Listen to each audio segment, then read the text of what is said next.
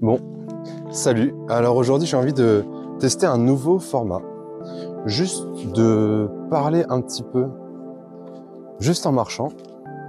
Parce que souvent, c'est des moments où j'ai pas mal d'idées et c'est des idées qui me prendraient peut-être du temps à développer, qui sont peut-être pas propres à faire des vidéos, mais des idées qui m'intéressent quand même et qui, je pense, pourraient vous intéresser.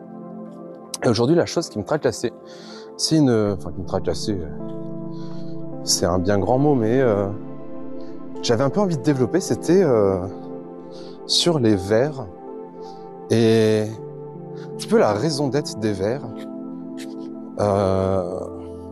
Parce que j'ai toujours pensé que c'était beaucoup pour des raisons en fait assez pratiques que le vers existait.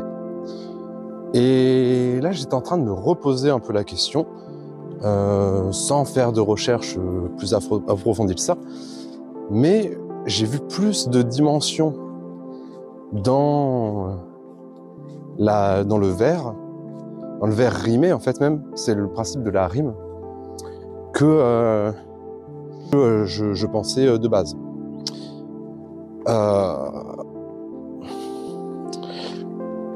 Ce que je pense faire, à mon avis, ça va plutôt être une sorte de liste de tous les aspects du vers rimé, et non pas essayer de faire une recherche de à partir de quand ça a été, enfin, d'où ça vient, quelles sont les raisons, vraiment.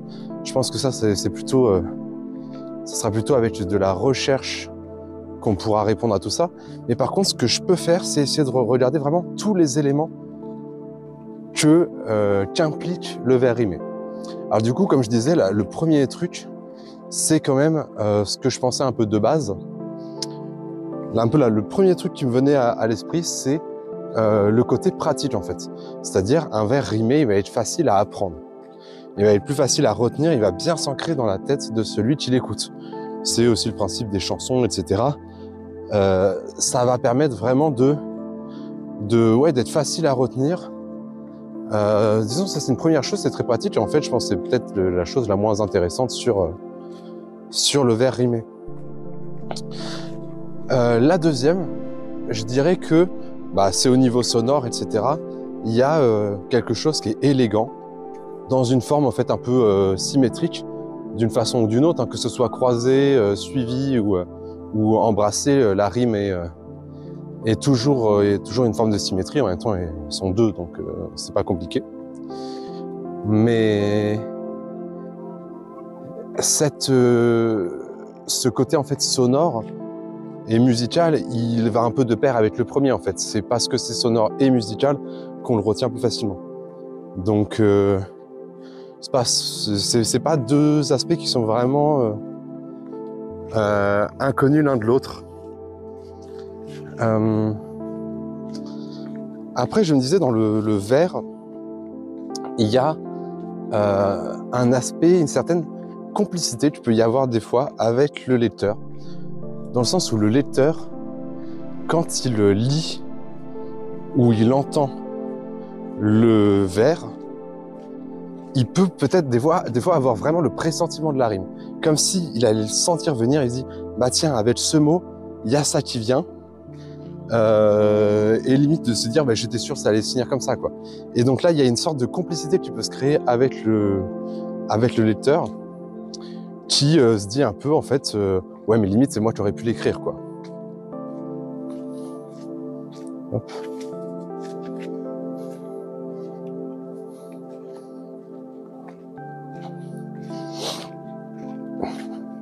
Donc voilà, il y a cet aspect complicité aussi qui peut être fort en poésie. Voilà, vraiment de le pressentir, et il y a une sorte d'évidence qui se crée.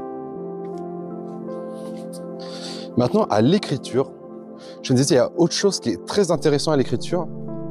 Après, ça dépend, je sais pas comment, je pense que d'une époque à l'autre ou quoi, la façon dont on écrivait en vers devait pas être la même. C'est-à-dire que par exemple, maintenant, on a accès à des dictionnaires de rimes.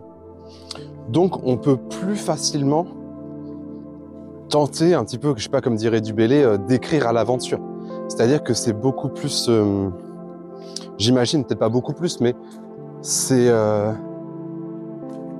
moins délicat.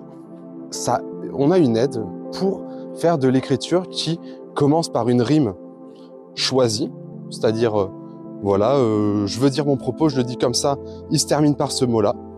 Et ensuite, la deuxième rime, qui est une rime d'appui, c'est-à-dire, je sais pas, une rime pas prévue en fait, une rime imprévue, qui en fait, ils disent, bah, maintenant il faut que je fasse rimer mon mot choisi avec un autre mot. Voyons voir ce qu'on a. Et donc là, de toutes les époques, même aujourd'hui, on n'est pas du tout obligé d'utiliser des dictionnaires de rimes. Hein. Voilà, on fait dans sa tête sa petite liste de mots qui sonnent, voilà, qui riment. Mais avec le dictionnaire, on a quand même un panel qui est élargi et qui peut permettre des découvertes imprévues ou même des rappels bienvenus quand on oublie un mot ou un autre. Mais tout ça pour dire que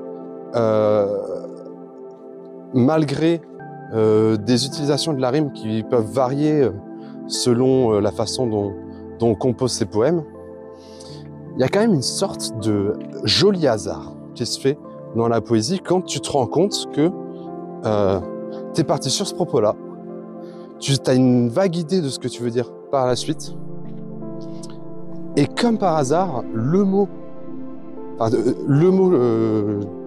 que tu avais choisi en rime va rimer avec un mot que tu n'avais pas du tout prévu, mais qui va expliquer très bien ce que tu veux dire, voire peut-être encore mieux que ce que tu aurais cru de base.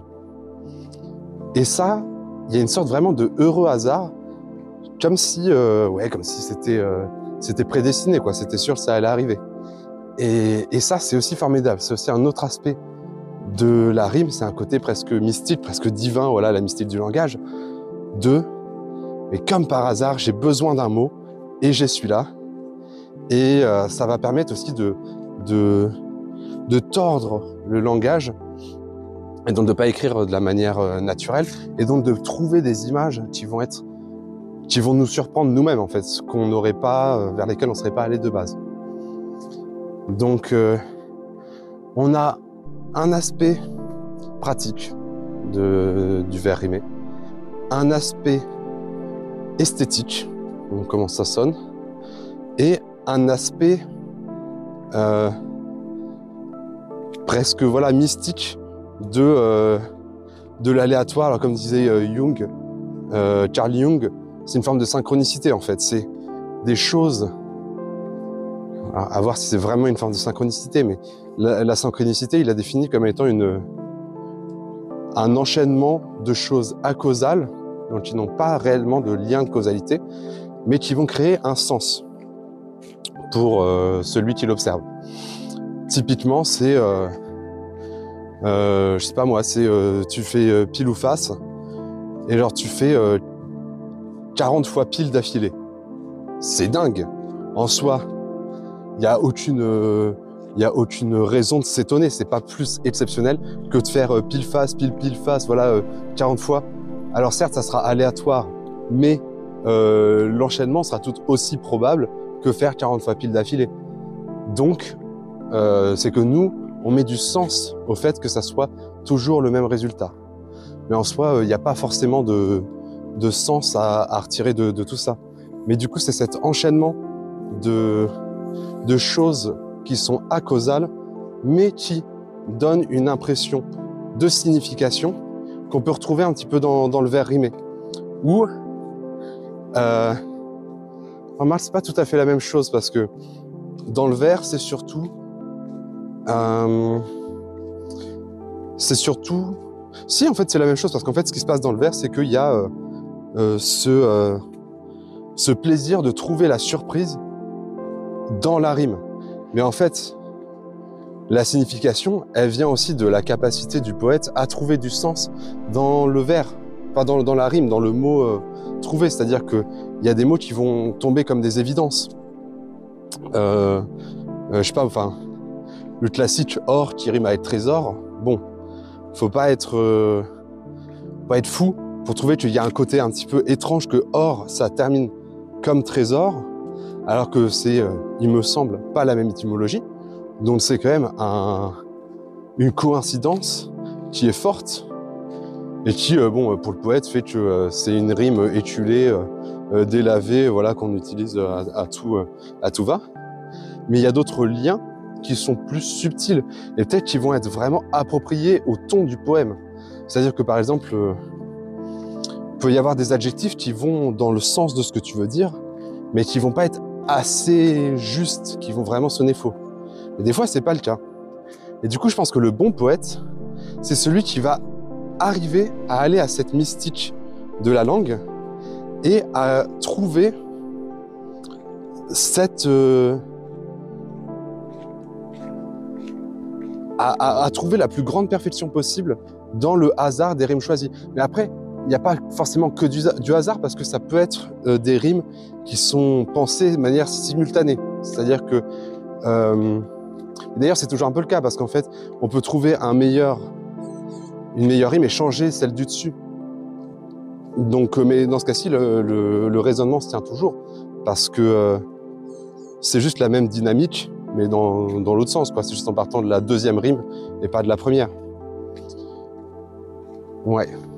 Mais du coup, il y a tout ça pour dire qu'il y a vraiment cette mystique en plus, ou en tout cas ces grosses coïncidences qui peuvent des fois se dire waouh, comment ça se fait que le texte est aussi limpide. Je pense à Baudelaire par exemple, pas toujours, mais voilà, et aussi limpide avec des contraintes aussi fortes. Et donc ça rend une autre dimension au texte qui la rend plus puissante. Voilà. Et je pense que ça peut peut-être s'appliquer aux autres formes de versification, comme les versifications, la scansion latine ou que sais-je encore. Bref, tout ça à méditer. N'hésitez pas à me dire en commentaire s'il y a des idées, enfin si ça vous a amené des idées, s'il y a des choses avec lesquelles vous êtes en désaccord, c'est vraiment des idées un peu, voilà, jetées. Il y a sûrement d'autres d'autres aspects du vers que j'ai oublié de préciser, mais en tout cas, je suis content, voilà, j'ai dit ma chose, et j'espère que ça vous aura plu. Bon, j'ai un peu tergiversé, peut-être la prochaine fois, ça serait bien que j'organise un petit peu mieux mes pensées, ou pas, peut-être que ça vous intéresse de voir le fonctionnement d'un cerveau qui est en action, au moins, voilà, qui n'est pas inerte, mais qui peut peut-être parfois faire des erreurs. Donc ça, c'est à vous de me le dire. Et on se retrouve bientôt pour un nouveau projet poétique.